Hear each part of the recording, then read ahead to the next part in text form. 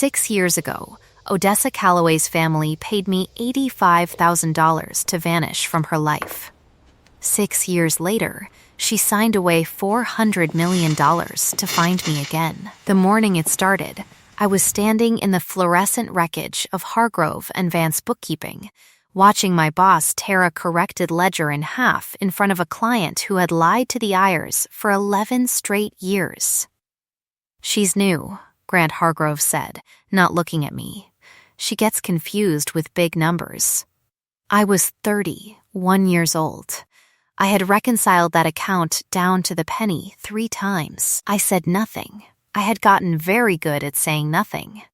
My name is Nora Vance, and for 6 years I had built a life the way you build a house out of driftwood, using whatever the tide left behind, nailing it together before the next storm. I lived in a 1-bedroom above a laundromat in Millhaven, a town small enough that the harbor smelled like diesel, and the library closed at 5. I worked for a man who took credit for every number I caught and blamed me for every number I didn't. I wore my collar high in winter. I wore a brass compass charm on a chain tucked under my shirt, always, and I never once let anyone ask me why. The client, a marina owner named Selby, jabbed a finger at the torn pages on the desk. "This is what I'm paying for? A girl who can't add?" I could have told him the discrepancy wasn't mine. It was 3 years of Grant approving Selby's own doctored fuel receipts. I could have told him I'd flagged it in April, in June, in September, and been told each time to let it go, that Selby was a good client, that good clients didn't get audited, they got humored. Instead, I picked up the torn halves of the ledger and said, "I'll redo it tonight." That was the thing about being invisible. You got very fast at redoing things. I hadn't always been invisible. There had been a year, once, when someone looked at me like I was the only fixed point in a spinning room. I didn't let myself think about that year. I had trained the thought the way you train a dog off a couch, firmly, repeatedly, and it still climbed back up every single night. Selby left. Grant left 30 seconds after, muttering about liability, leaving me alone with the receipts and the smell of burnt coffee and the particular hum of a town that had already decided who I was. I redid the ledger. I caught, on the second pass, something I hadn't let myself say out loud in front of Selby, an offshore account routing through a shell entity registered in Millhaven under a name that made the base of my skull go cold, because I had seen that entity's parent structure before. 6 years before, in documents I was never supposed to have read. I was still staring at it when the bell over the door rang and the whole shop went quiet in that specific way that meant someone had walked in who did not belong there. I didn't need to turn around. I knew the weight of that silence. I knew, before I smelled it, clove and frost-cracked pine, cold and exact, cutting through the burnt coffee like a blade through paper. Exactly whose silence it was. "Nora," she said. Not a question. She had never asked my name like a question, not once, not even the first time. She said it like a fact she'd spent 6 years confirming. I turned around, and the compass charm under my shirt felt suddenly, impossibly loud against my skin, and Odessa Calloway stood in the doorway of a 2-bit bookkeeping office in a coat that cost more than my yearly rent, looking at me like she was still deciding whether I was real. She looked older. Sharper, the girl who used to laugh with her whole chest, was gone, replaced by a woman the papers called the Iron Tide of Callaway Maritime, cold enough to freeze a hostile takeover mid-vote, they said, though none of them knew she'd once cried into my shoulder over a dead dog she'd had for 2 weeks as a child. I knew things about her the world didn't. That used to mean something. I didn't know if it still did. "You need to leave," I said. "I know what my family did," she said. "I know what they paid you." "I have the wire transfer, Nora." $85,000, routed the week after my mother's funeral was announced, under a signature that was never hers. Her voice didn't shake. Her hands at her sides were shaking. "I need you to come with me. Not for me, for what you're looking at right now on that desk." I looked down at the ledger. At the shell entity, at the 6-year-old ghost of a decision I never got to make sitting there in black and white like it had been waiting for me. "That's not possible," I said. "That's a coincidence. Nothing in my family is a coincidence," Odessa said. "That's the whole problem." Behind her, through the shop window, a black car idled with a Callaway Maritime crest on the door, and I understood, with the particular vertigo of watching two separate lives crash together at a red light, that whatever I had built out of driftwood was about to come apart in my hands. I didn't say yes, not with words. What I said was, "Show me the wire transfer." She crossed the shop floor, 5 steps, 6, I counted them the way I counted everything that scared me, and set a folder on the desk beside the ruined ledger, close enough that her sleeve brushed my wrist, close enough that clove and frost-cracked pine settled over the burnt coffee smell like weather rolling in.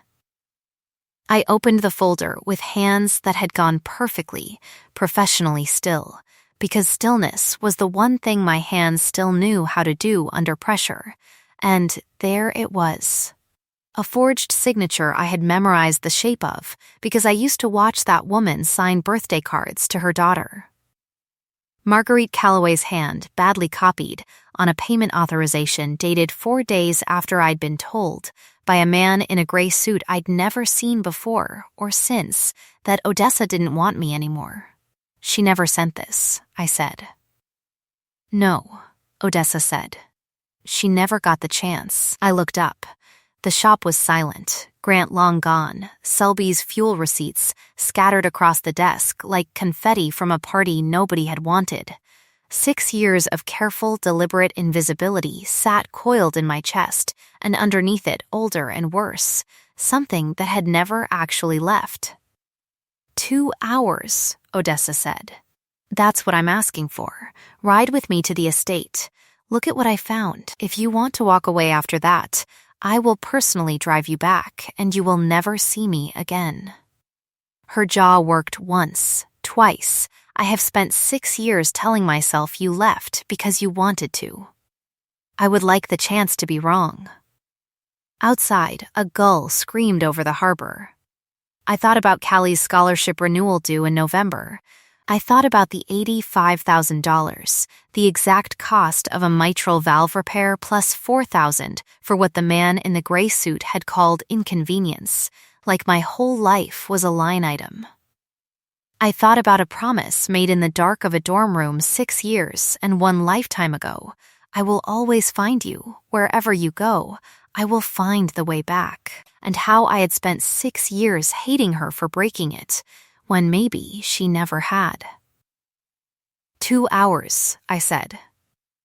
Odessa exhaled like she'd been holding her breath since the front door. The forensic answer that had haunted the ledger for months was not a coincidence at all. It was a door, and I had just agreed to walk through it. The Callaway estate sat on 11 acres of cliffside north of Millhaven, and I had seen it exactly once before, 6 years ago, through the window of a car I wasn't allowed to get out of. This time, the gates opened before we reached them, which told me something about who had called ahead. A woman in a sharp gray blazer met us on the gravel drive, arms crossed, eyes moving over me the way a bouncer sizes up a fake ID. "This is her," the woman said. Not a question either. Apparently, that ran in the household. "Priya." "This is Nora," Odessa said. "Nora, my chief of staff. She's the only person in this house who's known where I was going since 7 this morning." Priya Asay studied me a beat longer than was comfortable, then extended a hand. 11 years I've worked for this family, she said. I've watched her cancel board meetings, cancel weddings, her cousins, not hers, she doesn't have one of those to cancel, and cancel a merger with the Dutch on principle. I have never once seen her wait for anyone. Her grip was firm, brief, so don't waste it. The house itself was the kind of wealth you feel in your feet before you see it, floors that didn't creak, air that smelled faintly of beeswax and cut lilies, a hallway of family portraits that ran back 4 generations of women who all had Odessa's exact unimpressed mouth. A woman near the kitchen door, gray-haired, apron dusted with flour, stopped mid-step at the sight of me and pressed both hands to her chest. "Well, I'll be," she said. Adeline Reyes. "I used to sneak you extra bread when you thought Marguerite wasn't looking. She was always looking. Her eyes went wet. She talked about you at the end, asked for you by name." I didn't have room for that yet. I filed it away next to a dozen other things I didn't have room for. Odessa led me past a dining room where a young woman with Desmond Calloway's exact narrow eyes glanced up from her phone, took in my department store coat and my unmanicured hands, and said loud enough to carry, "Is the help eating with us now?" Priscilla. I remembered the name from 6 years ago, the way you remember a wasp sting, briefly, specifically, with lingering caution. "She's a forensic consultant," Odessa said, not slowing down, "which is more than I can say for your father's accounting department." Priscilla's mouth snapped shut. The office Odessa took me to was 2 floors up, all glass and cold ocean light, and on the desk sat a bowl of figs beside a plate of toast, with something orange spread thick across it. She caught me looking. "You still like fig jam," she said. It wasn't a question. I remembered. I didn't know if it would matter. It's on the desk anyway. I didn't touch it. I couldn't yet. Some gifts arrive before you're ready to accept what they mean. "Tell me about the shell company," I said instead, because that, at least, I knew how to hold. For the next hour, she laid it out the way I imagined she laid out hostile boardrooms. Clean, unhurried, devastating. Her mother, Marguerite, had died 14 months ago. In the process of settling the estate, Odessa found trust disbursements routed through entities that didn't match anything in the company's public filings, all of them touching, eventually, a shell called Brackwater Holdings, the same name sitting at the bottom of Selby's fuel receipts in Millhaven. All of them traced, eventually, to accounts controlled by one signatory, Desmond Calloway, her uncle, her mother's brother-in-law, chairman of the board, the man who had sat at the head of every holiday table Odessa had ever eaten at. "He forged the payoff to you," Odessa said, the same month he started routing money out of the Maritime Insurance Trust. "I think you were never the target, Nora. I think you were cover." A story easy enough that no one would look past it, the grieving heiress's inconvenient girlfriend, paid to disappear. Nobody double-checks a broken heart. Something in my chest that had been clenched for 6 years loosened 1 careful degree, and something else, sharper, tightened to take its place. "So I've spent 6 years being humiliated," I said, as a rounding error in someone else's fraud. "Yes," Odessa said, no softening it. That, at least, hadn't changed about her, and I need someone who can trace it the way you traced Selby's fuel receipts in one pass, on a Tuesday, for free, at a job that doesn't deserve you. I checked 3 flagged reports under your name in county records, all anonymous, all correct, none of them credited. Her eyes found mine and held. "I'm not asking you to forgive my family. I'm asking you to help me bury the part of it that deserves it."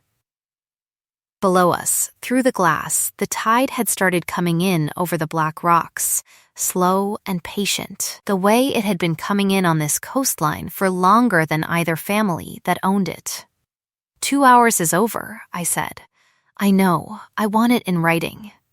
The contract, the pay, all of it. I'm not doing this for," I stopped. I didn't finish the sentence, because I didn't trust which word would come out of it, free or you, and I wasn't ready to know which was the lie. Done, Odessa said. I'll have it drafted tonight.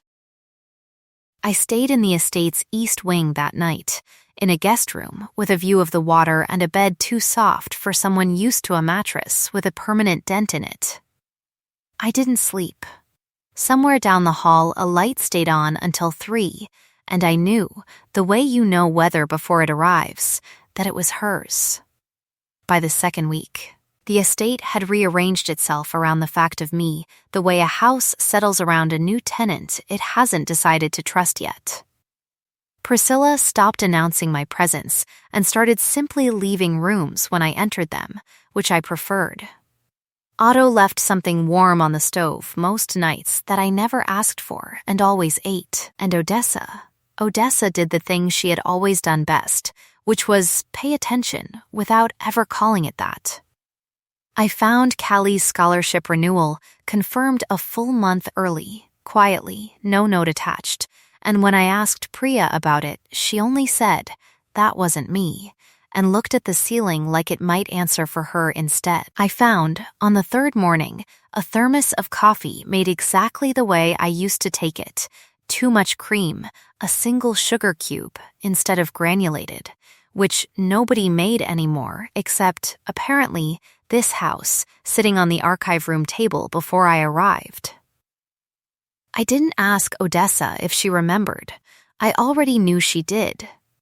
That was the terrifying part. She remembered everything, the small, worthless facts I hadn't thought anyone was collecting, and she had been collecting them for 6 years, like a woman hoarding kindling against a winter she refused to believe would never come. The archive itself was a converted wine cellar 3 floors below the house, climate-controlled, lined with document boxes going back to the company's founding in 1961. It was where the two of us spent most of our days now, me cross-referencing wire transfers against shipping manifests, her cross-referencing board minutes against trust disbursements, both of us circling the same slow, damning shape from opposite directions. "Here," I said on the 4th day, sliding a manifest across the table. Brackwater Holdings leased dock space in 3 ports the same month Callaway Maritime reported unaccounted spoilage on cargo insurance claims. Spoilage doesn't need dock space. Fraud does. Odessa leaned over the table, close enough that clove and frost-cracked pine filled the small space between us, close enough that I had to concentrate on the manifest instead of the low, steady sound of her breathing. "That's $11 million, she said quietly. "In 1 year. He's been doing this since before my mother died." "Maybe that's why she died," I said, and immediately wished I hadn't, because Odessa's face didn't crumple the way a face is supposed to crumple. It just went very still, the way mine had gone still in the bookkeeping shop. A stillness I recognized now as the exact shape of a wound learning to hold itself together in public. "She had a heart condition," Odessa said. "The doctors called it stress-related." I never asked what the stress was. I reached across the table before I decided to.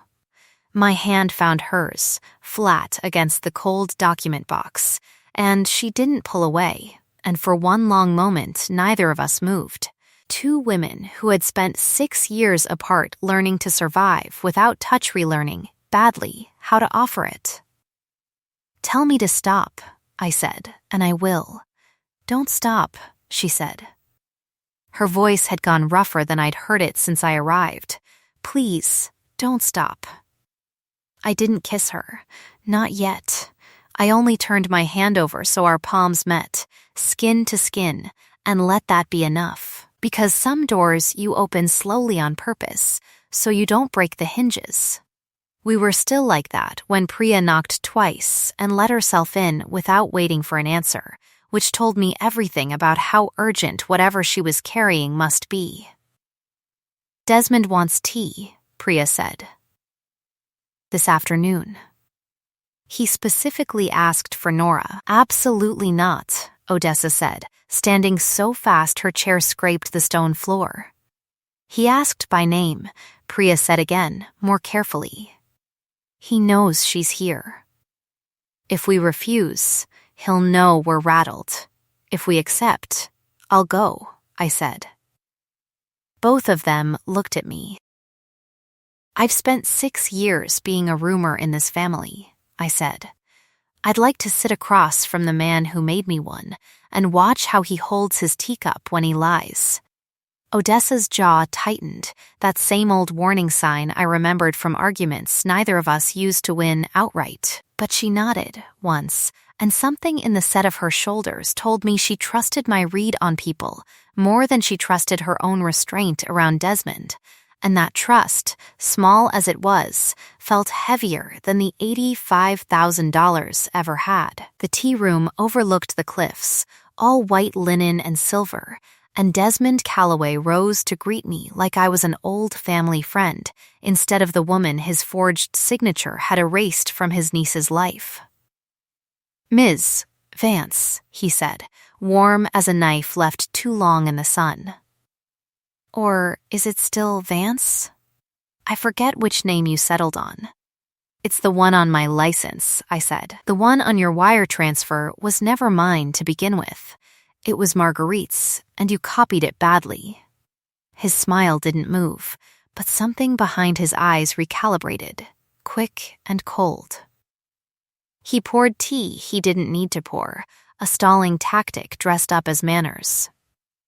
"You always were sharper than that little bookkeeping job let on," he said. "It's a shame, really, all that talent, wasted counting a marina's fuel receipts.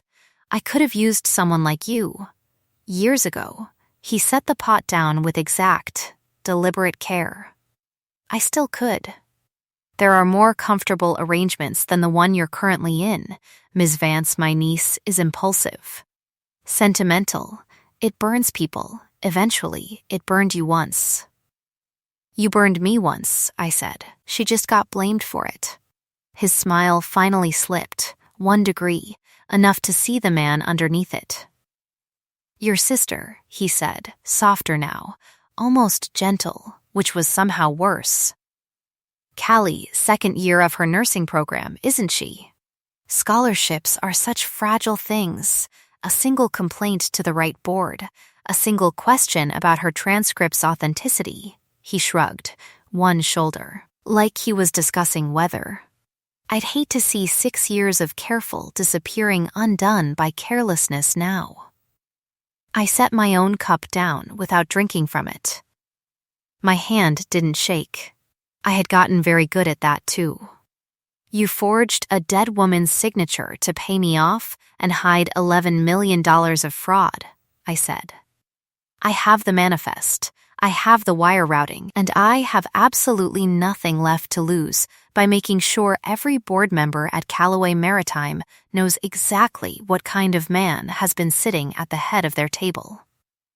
Desmond didn't answer right away. He looked at me the way men like him look at things they've decided to stop underestimating.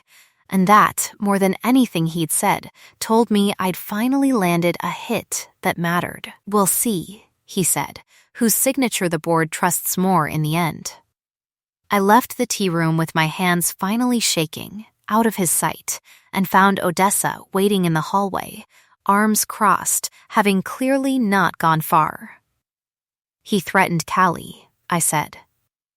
Odessa's face went through something violent and fast before settling into a stillness I now understood was not calm at all, but its opposite, held on a very short leash. "He won't touch her," she said. "I promise you that. You can't promise that. You couldn't stop him from forging your mother's name." "No," Odessa said, and her voice cracked just slightly on the word. "I couldn't. I've spent 6 years believing my own mother chose to erase you rather than believing the truth. Which is that I let a man I trusted convince me the woman I loved left because she wanted my money. I didn't fight for you. I didn't ask enough questions. I let it be easier to grieve you as a choice than to investigate you as a theft." She pressed the heel of her hand briefly against her eyes, an old gesture I remembered from exam weeks and bad news.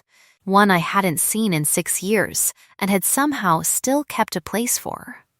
I am done letting things be easier. Outside, past the tea room window, the sky over the cliffs had gone the color of a bruise, and the wind carried the first cold edge of a storm rolling in off the water, the kind Millhaven fishermen radioed each other about, the kind that took the power out for a night at a time. "Tonight," Odessa said. "The archive has copies of everything. If he moves against us, he moves against the physical files first. I want to be there." I thought of Callie's scholarship, of Desmond's soft, terrible voice, of $85,000 and 6 stolen years, and I nodded. "So do I said. The storm hit Millhaven a little after 9, the kind that took out 3 transformers on the coast road and turned the estate's grand windows into sheets of moving black glass. Odessa and I were 3 floors down in the archive when the lights failed, plunging the wine cellar into a dark so complete I heard my own pulse before I heard anything else. "Emergency lighting takes 40 seconds, Odessa said, close behind me, steady despite the dark.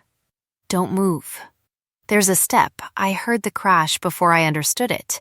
Glass, deliberate, not accidental, coming from the direction of the loading door at the cellar's far end.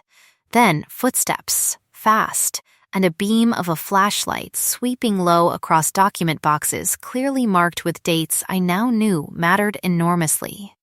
"Someone's here," I breathed.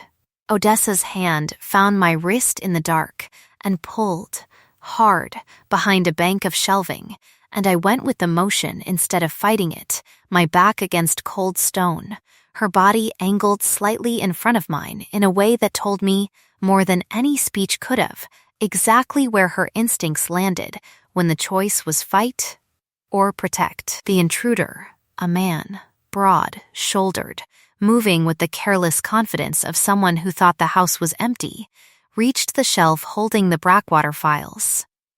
I heard cardboard tear. I heard him swear, low, and start pulling folders loose. "He's taking the originals," I whispered. "Let him try to leave with them," Odessa whispered back, and there was something in her voice I hadn't heard from her since we were 22 and reckless, something that made my skin prickle with old, unwise fondness even now. The emergency lights kicked on half a second later, flooding the cellar in dim red, and the man froze, folders in hand, face lit just enough for me to recognize him, one of Desmond's junior accountants, a nervous, sweating young man named Foss, who'd signed off on shipping manifests he never should have approved. "Put them down," Odessa said, stepping fully into the light, and her voice carried the particular calm of a woman who did not need to shout to be terrifying. "You have exactly 1 chance to walk out of my family's house as a witness instead of a co-conspirator." Foss dropped the folders like they'd caught fire and ran for the broken loading door, and neither of us chased him because the folders mattered infinitely more than the man, and because I had cut my hand, badly without noticing until now, on a shard of glass from the shattered door, blood welling dark and steady across my palm. "You're hurt," Odessa said, and the calm cracked clean through. "It's fine, it's not fine."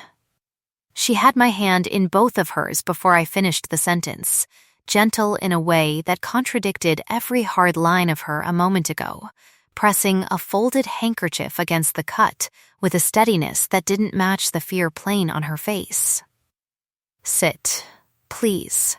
I sat on an overturned crate while she knelt in front of me in the red emergency light, tending my hand like it was the only task in the world that mattered, and something about the absurdity of it, a woman worth $400 million kneeling on a wine cellar floor bandaging a bookkeeper's cut with a monogrammed handkerchief, undid something in my chest that 6 years of careful invisibility had kept sealed shut. "I hated you," I said. "For 6 years. I want you to know that. I hated you every single day. Odessa didn't look up from my hand. I know. I hated you, and I kept the charm anyway. My free hand went to my collar without my permission, pulling the brass compass out into the red light, the one you gave me. I never sold it. I needed the money 3 separate times, and I never sold it. Now she looked up, and her eyes in the dim light were wet in a way I had only seen once before, the night her dog died, the night I first understood that the coldest woman in every room I'd ever seen her enter had an entire ocean underneath the ice. I bought its match the week after my mother's funeral, she said. I've carried it in my coat pocket for 14 months. I didn't know why. I think I did know why. I think I just wasn't brave enough to say it. Say it now, I said. I never stopped, Odessa said. 6 years, 3 continents, 2 funerals, 1 company falling apart in my hands, and I never once stopped loving you, Nora Vance. I told myself it was grief. It was never grief. Grief ends. I kissed her before she finished the last word, both of us still crouched on a cellar floor in emergency light, with my blood on her handkerchief, and the storm screaming against the loading door, and it felt less like beginning something new than like finally exhaling a breath I'd been holding since a man in a gray suit told me she didn't want me anymore. Somewhere above us, faintly, through 3 floors of stone, I thought I heard Otto's voice calling both our names into the dark, and neither of us answered right away, because for 1 stolen minute, the storm outside was the only urgent thing in the world. The house found its power again by midnight, and the 2 of us found, over the following days, something we hadn't let ourselves have in 6 years: quiet. Odessa's cooking, it turned out, had not improved in 6 years, which was its own kind of comfort. I stood at the kitchen island on a rare rain-soft evening and watched the iron tide of Callaway Maritime, a woman who had once frozen a hostile takeover mid-vote with 4 words, burn garlic in a pan while swearing at it like it had personally wronged her. You're doing the thing, I said, where you refuse to lower the heat because lowering the heat feels like losing. I don't lose, Odessa said, scraping black flecks into the sink with grim dignity. You're losing to garlic. I'm negotiating with garlic. I laughed, really laughed, the kind I hadn't done in front of another person in longer than I wanted to admit, and she looked over at the sound like it was something rare and worth cataloging, which I supposed it was. We ate the imperfect dinner anyway, at the small kitchen table instead of the long formal one, Otto humming somewhere down the hall, rain ticking soft against the windows. Odessa told me in pieces about her mother's last months, the exhaustion Marguerite blamed on age. The visits from Desmond that always left her paler, a single sentence near the end that Odessa had never repeated to anyone. Find Nora. Tell her I never signed it. She knew, Odessa said. At the end, she knew what he'd done, and she couldn't prove it in time. I told her in pieces about Callie, the surgery, the wire transfer, the man in the gray suit who'd shown me a photograph of my sister's hospital bracelet as proof he could reach her, the $85,000 that had felt, at the time, like the only choice a person with nothing could make. I told her I had rehearsed leaving so many times in my head in the years before it happened that when it finally came, I almost didn't recognize it as the worst day of my life instead of the day I'd been bracing for since we met. I would have paid it back, Odessa said quietly. Every cent. I would have married you in a courthouse the next morning if I'd known. I know that now, I said. I don't think I could have known it then. She reached across the small table and laced her fingers through mine, and for a moment neither of us needed to say anything else, the rain filling the silence the way silence sometimes needs filling, not with words, but with proof that someone was still there. It was Priya who broke it, appearing in the kitchen doorway with her phone already lit in her hand, and an expression that told me, before she spoke, that whatever quiet we'd built was about to end. Desmond moved $40 million out of the Maritime Insurance Trust an hour ago, she said. Routed through 3 new accounts overnight. And there's something else. She looked at me, not unkindly, but with the flat urgency of someone delivering news they wished they didn't have to. A press contact just called our comms office asking for comment on a story running tomorrow, about a con artist who targeted a grieving heiress for her inheritance. They've got a name, Nora. They've got yours. The story broke online at 6 the next morning, before either of us had slept more than 2 hours, under a headline that made my stomach drop through the floor. Callaway Heiress's secret consultant has a history of financial fraud. Sources say she targeted the grieving CEO for access to the family fortune. It was built entirely out of lies, wearing just enough truth to survive a fact check. My anonymous fraud reports twisted into evidence I'd once been under investigation, my 6-year absence recast as a con artist's long game, a doctored screenshot of a bank transfer that made it look like I'd requested the $85,000 myself. Desmond's fingerprints were all over it, careful enough to survive scrutiny, cruel enough to work. By 9, 3 Callaway Maritime board members had called an emergency session. By 11, Priya was standing in the doorway of Odessa's office, with her face carefully blank in the specific way of someone about to say something she knew would land like a blow. "The board wants you to cut ties with her," Priya said. "Publicly. Today, they're threatening a no-confidence vote on your leadership if you don't distance the company from the story before market open tomorrow." "No," Odessa said. Flat, immediate, Odessa. Priya's voice softened, which was somehow worse than if it hadn't. "I'm not telling you what to want. I'm telling you what's coming. You inherited this seat 14 months ago, on a wave of goodwill for your mother. That goodwill has a shelf life, and Desmond just found the expiration date and circled it in red." I stood by the window, listening to 2 people who loved her in different ways argue about how much of her life she was allowed to keep, and I thought about $85,000, about a man in a gray suit, about how the last time someone I loved was pressured into choosing between me and their family, I had made the choice easier by disappearing before they had to. "Don't," I said when Odessa opened her mouth to argue further. "Don't fight the board for me publicly. Not yet. It'll bury the real story under a personal one, and Desmond wants exactly that. Noise, not evidence." "I am not doing to you what my mother's silence did to you," Odessa said, low and fierce. "You're not," I said. "I'm asking you to be smart instead of loud, because I've spent 6 years learning the difference the hard way." I made myself smile, though it cost more than I wanted to admit.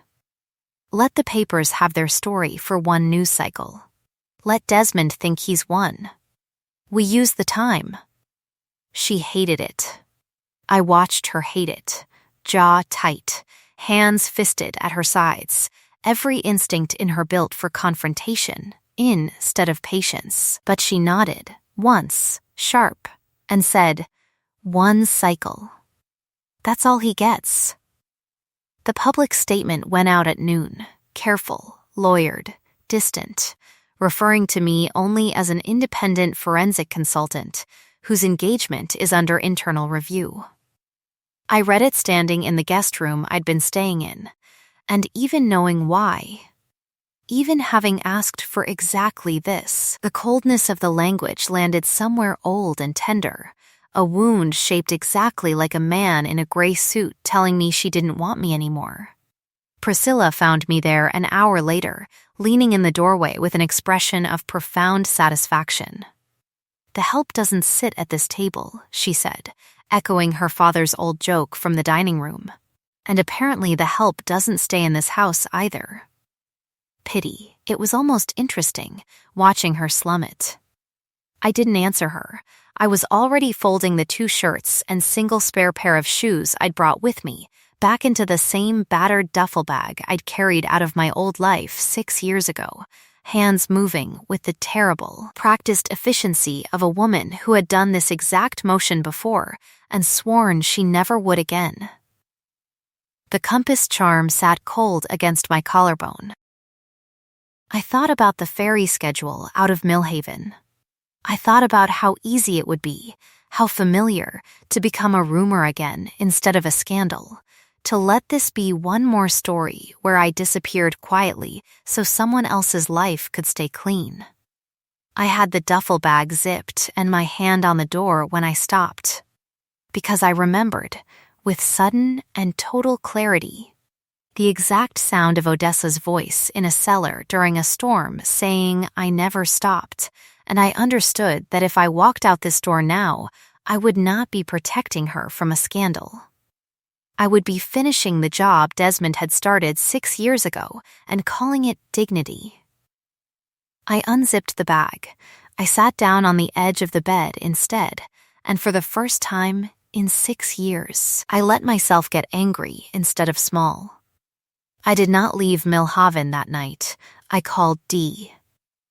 Deja Okafor had worked 3 desks down from me at Hargrove and Vance for 2 years, the only person at that office who ever bothered learning my coffee order, and she answered on the second ring with the specific alertness of someone who watches too much news. "You're all over my feed," she said, by way of hello.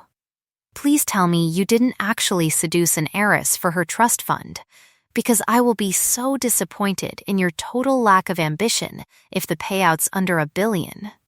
"I need help," I said, and told her everything. Desmond, Brackwater, the forged signature, the smear campaign, the $40 million moved overnight. Dee, it turned out, had spent 2 years quietly cataloging every shady client Grant Hargrove had ever waved through, including 3 fuel receipts belonging to a marina owner who, I now realized with the vertigo of 6 years finally making sense, had been laundering Brackwater money through his books the entire time I worked there. "I've got Selby's real ledgers," Dee said. "The ones Grant tore up were never the problem copy. I kept the problem copy. I've been sitting on it for months because I didn't know who to trust with it." A pause. "I trust you."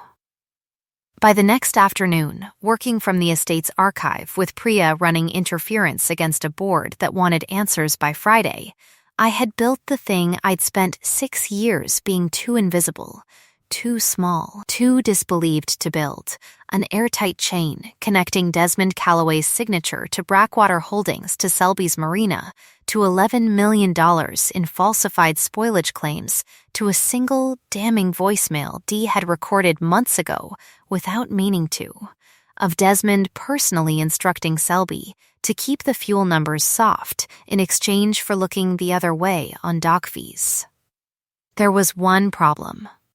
The trust documents that would prove Desmond's signature had forged Marguerite's, the ones that would connect this to the payoff, to me, to the whole rotten 6-year foundation of the lie, sat sealed in the company's founding trust archive, accessible only by a majority board vote or by the sitting CEO invoking an emergency clause that, Priya informed us grimly, came with a catch written into the company charter by Odessa's own grandmother 60 years ago.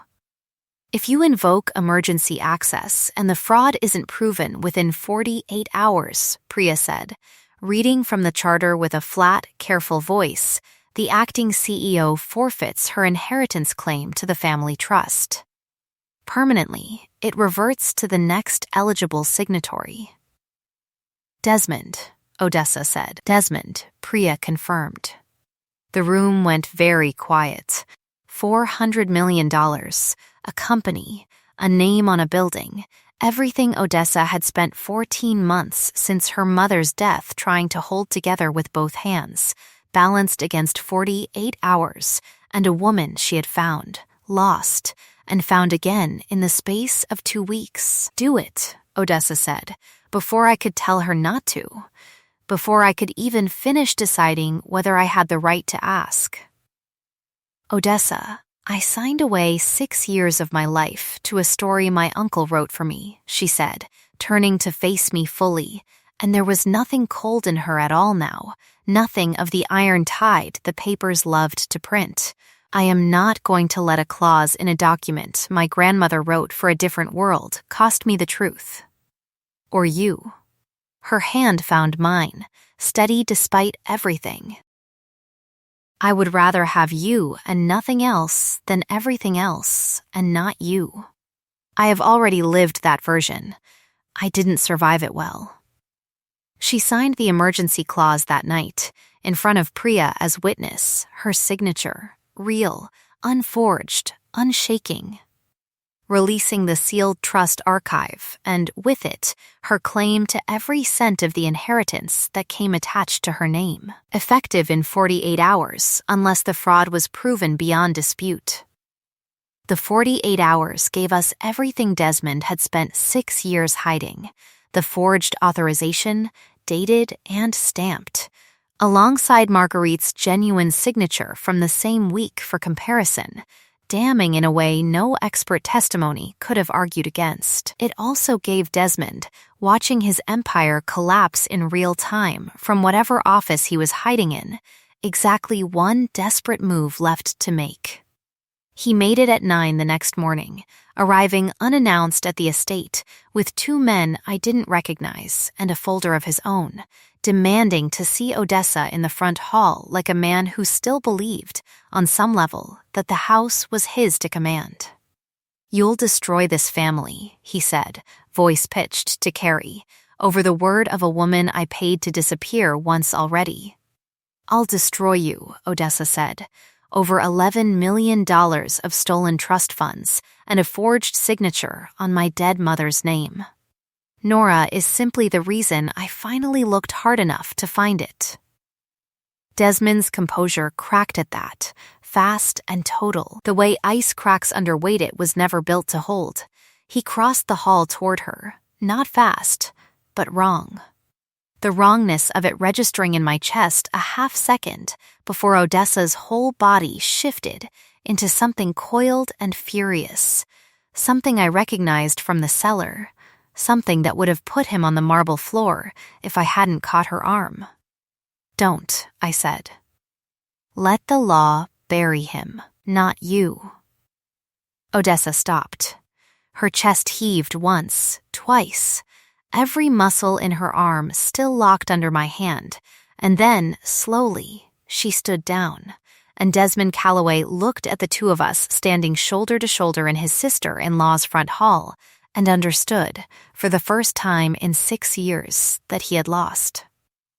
"Security's already called the county prosecutor," Priya said from the stairs, phone in hand, grim satisfaction in her voice.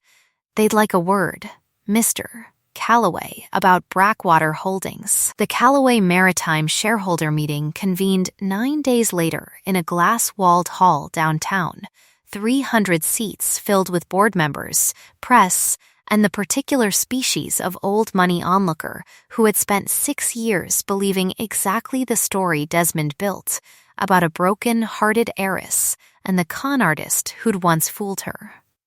I sat in the front row, in a coat I'd bought myself with my own money for the first time in years, the compass charm resting openly against my collar instead of hidden beneath fabric, and watched Priya cue the recording that would end it.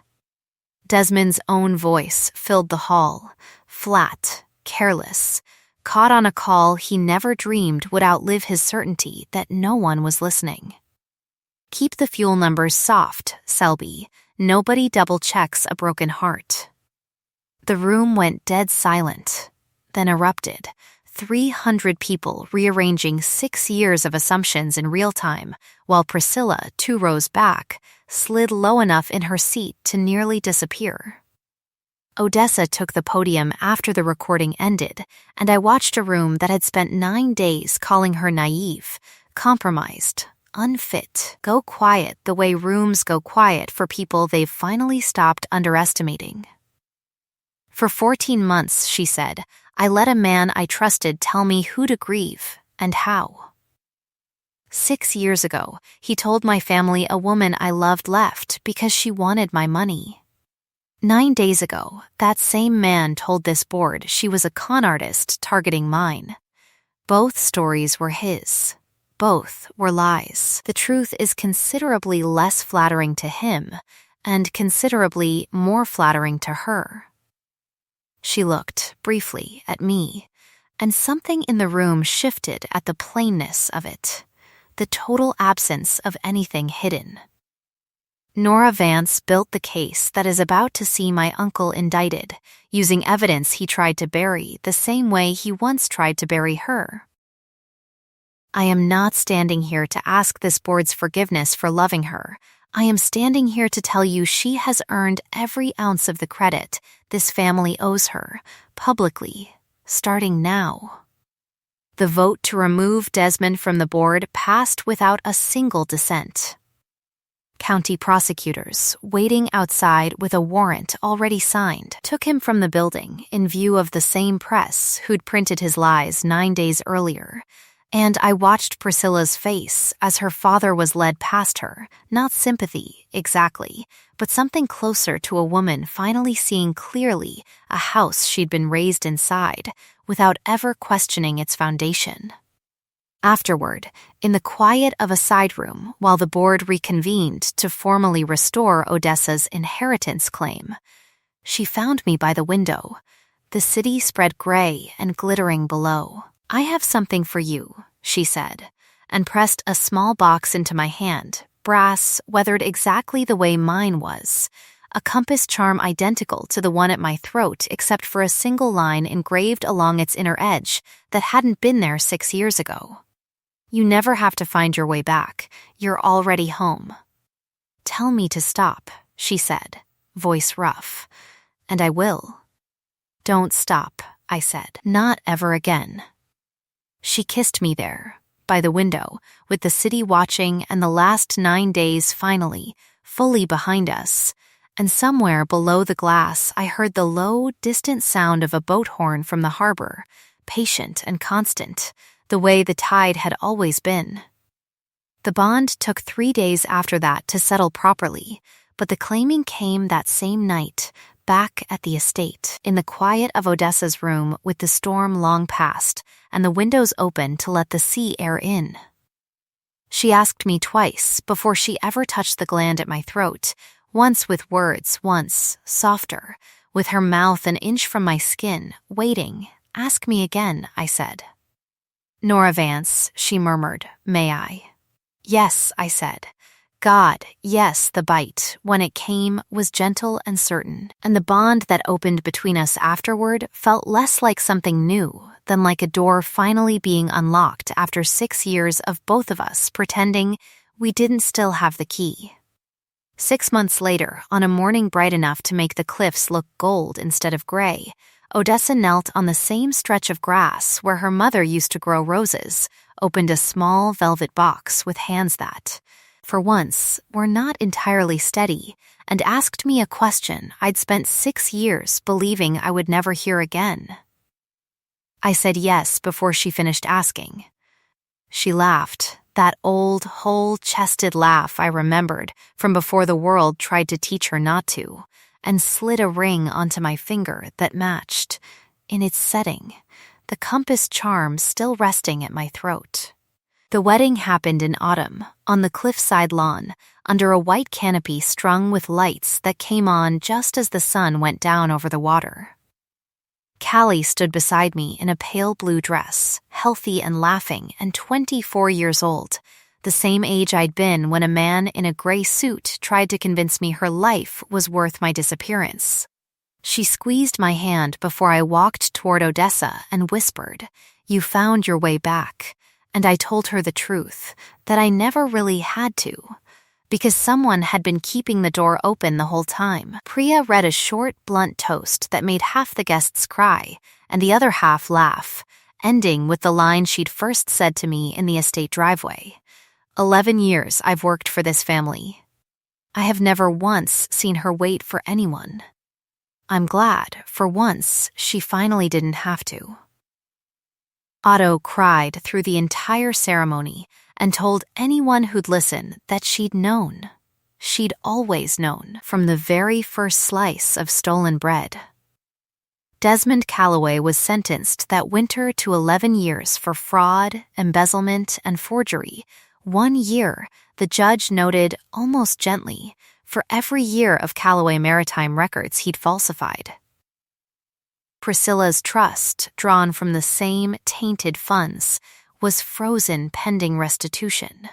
The last I heard, she'd taken a small apartment in the city and an entry-level job doing the kind of ledger work she'd once called beneath the help. I found, to my own surprise, that I hoped she made something honest of it. Grant Hargrove's firm closed within the year, once Selby's testimony and Dee's careful records became public record. Dee, for her part, now runs the forensic division of Calloway Maritime's compliance office, and calls me most weeks to complain, cheerfully, about how much better the coffee is. A year on from the wedding, Odessa and I stand most mornings in the same kitchen, where she once lost a fight to a pan of garlic, the sea light coming gray-gold through the windows, 2 brass compasses catching the same early sun. She still remembers things I never asked her to: the sugar cube in my coffee, the fig jam on the toast, the particular hush I need on hard mornings instead of conversation. I have stopped being surprised by it. I think I have finally let myself believe it isn't going to stop. It was never wealth or rescue that undid 6 years of careful invisibility. In the end, though both of those helped. It was the plain, stubborn fact of being remembered. Every small, unglamorous detail of a person kept and returned, long after the world had decided she wasn't worth the keeping. Being paid to disappear once taught me how small a life could be made to feel. Being found again taught me the opposite lesson, the truer one, that love, real love, is not the thing that happens to you. It is the thing someone chooses, on purpose, every single ordinary morning, long after the story would have let them stop. The end.